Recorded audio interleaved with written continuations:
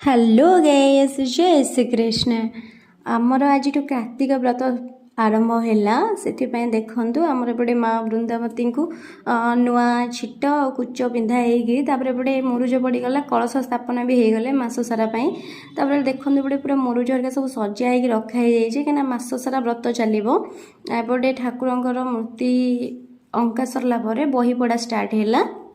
शुक्लाम्बरं धरं विष्णुं शशिवर्णं चतुर्भुजं प्रसन्नवदनं ध्यायेत् सर्वविघ्नोपशान्तये नमो नमः सर्वमन्त्र वैकुण्ठे च प्रयोगे च तथावदरिकाश्रमे आरत जन परित्राण भय पंकजचरण कमलासे रहि नित्ये ब्रह्मन्ति सुरमुनि जेते।